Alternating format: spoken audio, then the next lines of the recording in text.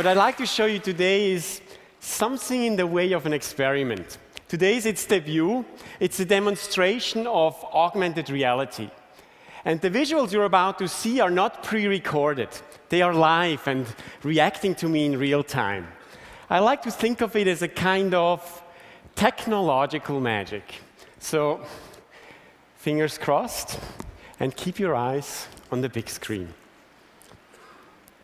Augmented reality is the melding of the real world with computer-generated imagery.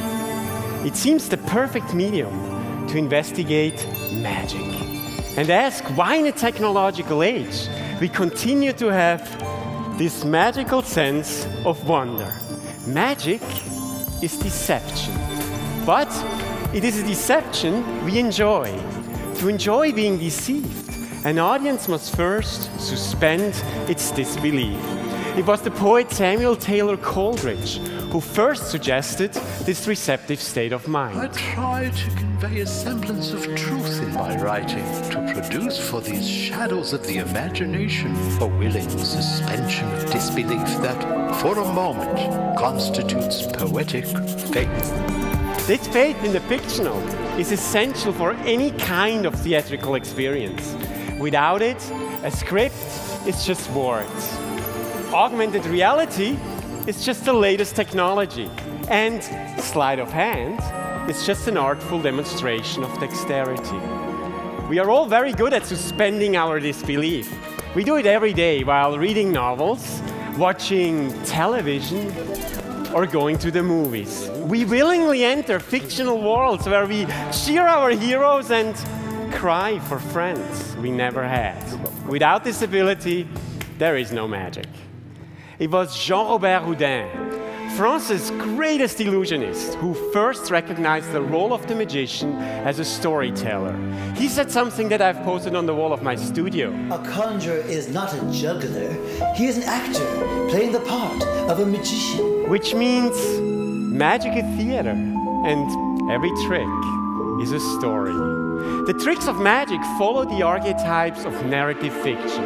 They are tales of creation and loss, death and resurrection, and obstacles that must be overcome. Now, many of them are intensely dramatic. Magicians play with fire and steel, defy the fury of the buzzsaw, dare to catch a bullet, or attempt a deadly escape. But audiences don't come to see the magician die. They come to see him live, because the best stories always have a happy ending. The tricks of magic have one special element. They are stories with a twist. Now, Edward de Bono argued that our brains are pattern matching machines. He said that magicians deliberately exploit the way their audiences think. Stage magic relies almost wholly on the momentum error. The audience is led to make assumptions or elaborations that are perfectly reasonable, but do not, in fact, match what is being done in front of them. In that respect, magic tricks are like jokes. Jokes lead us down a path to an expected destination. But when the scenario we have imagined suddenly flips into something entirely unexpected, we laugh. The same thing happens when people watch magic tricks. The finale defies logic, gives new insights into the problem, and audiences express their amazement with laughter. It's fun to be fooled. One of the key qualities of all stories is that they are made to be shared. We feel compelled to tell them. When I do a trick at a party, that person will immediately pull their friend over and ask me to do it again. They want to share the experience. Now, it makes my job more difficult because if I want to surprise them, I need to tell a story that starts the same but ends differently. A trick with a twist on a twist. It keeps me busy. Now, experts believe that stories go beyond their capacity for keeping us entertained. We think in narrative structures. We connect events and emotions and instinctively transform them into a sequence that can be easily understood. It's a uniquely human achievement. We all want to share our stories. whether it is the trick we saw at the party, the bad day at the office, or the beautiful sunset we saw on vacation. Today, thanks to technology, we can share those stories as never before by email, Facebook, blogs, tweets, on TED.com. The tools of social networking. These are the digital campfires around which the audience gathers to hear our story.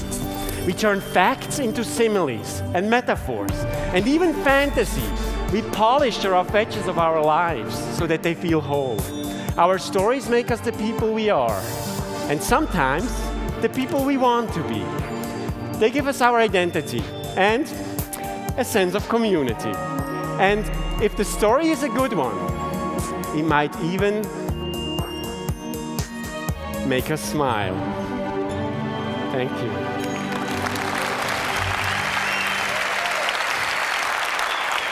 Thank you.